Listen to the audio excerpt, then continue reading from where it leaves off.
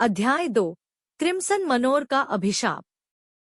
Amelia Pembroke का दिल दौड़ रहा था जब वह क्रिम्सन मनोर के भव्य द्वारों के सामने खड़ी थी। चंद्रमा प्राचीन पत्थरों पर एक भयानक चमक डाल रहा था।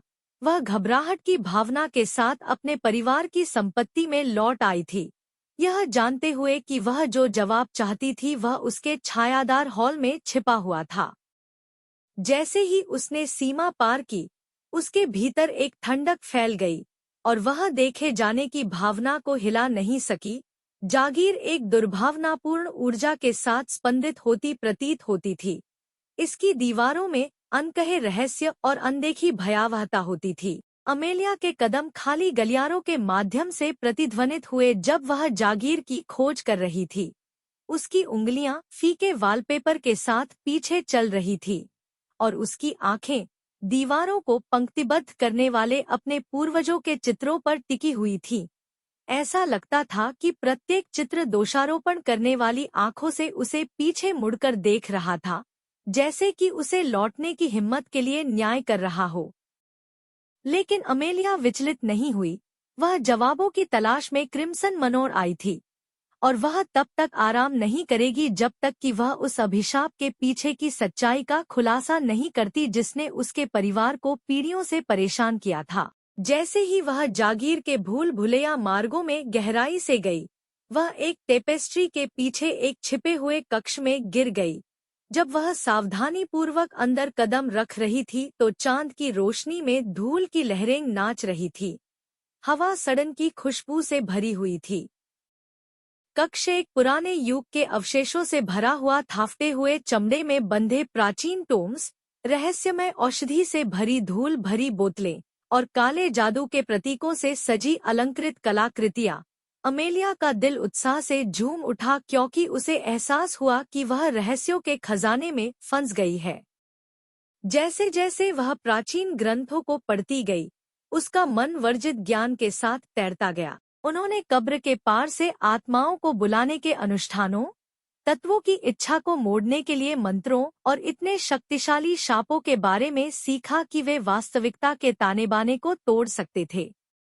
लेकिन जैसे जैसे वह वर्जित ज्ञान में गहराई से उतरती गई, उसने बेचैनी की भावना महसूस की। वह जो शक्ति चाहती थी वह एक कीमत के साथ आई और वह इस भावना को हिला नहीं सकी कि वह खतरनाक जमीन पर चल रही है।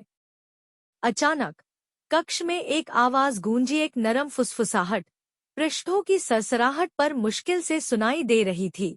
आश्चर्यचकित होकर अमेलिया ने छाया में खड़ी एक आकृति को देखने के लिए ऊपर देखा। एक महिला जो अंधेरे में लिपटे हुए थी, उसकी आंखें तीव्र तीव्रता से जल रही थी।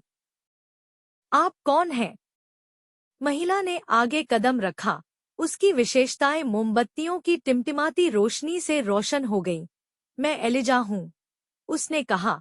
उसकी आवाज खामोशी में एक डरावनी प्रतिध्वनि थी। मैं एक बार इस जागीर में एक नौकर था, जब तक कि मुझे अभिशाप नहीं मिला। अमेलिया ने ध्यान से सुना जब एलिजा ने अमेलिया के पूर्वज लॉर्ड जोनाथन पेम्ब्रोक के साथ अपने प्रेम संबंध की दुखद कहानी और उन घटनाओं को याद किया जिनके कारण उनकी असामयिक मृत्यु हो गई थी। उन्होंने विश्वासघात और दिल टूटने की बात की, एक ऐसे प्यार की बात की जो शुरू से ही बर्बाद हो गया था, और एक ऐसे अभिशाप की बात की जिसने क्रिम्सन मैनर को तब से परेशान किया था। जैसे ही एलिजा ने बात की, अमेलिया ने उस महिला के लिए सहानुभूति महसूस की जिसने अपने ही परिवार के हाथों इतनी पीड़ा झेली थी। उसने अभिशाप को तोड़ने और एलिजा की आत्मा को मुक्त करने की कसम खाई, चाहे कोई भी कीमत क्यों न पड़े। लेकिन वह बहुत कम जानती थी, क्रिम्सन मनोर का अभिशाप उससे कहीं अधिक शक्तिशाली था जिसकी उसने कभी कल्पना भी नहीं की थी। और जैसे जैसे वह इसके गहरे रहस्यों में गहरी खोज करती, उसे जल्द ही पता चलता कि कुछ शाप कभी भी तोड़ने के लिए नहीं थे। अपने मोड़ और मोड़, अपने रहस्यों और रहस्योद्घाटनों के साथ the curse of crimson manor पाठकों को शुरू से अंत तक मंत्रमुग्ध कर देगी।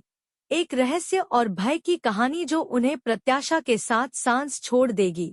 अंधेरे के केंद्र में एक यात्रा के लिए खुद को तैयार करें। जहां हर छाया एक रहस्य रखती है और हर फुसफुसाहट एक झूठ छुपाती है।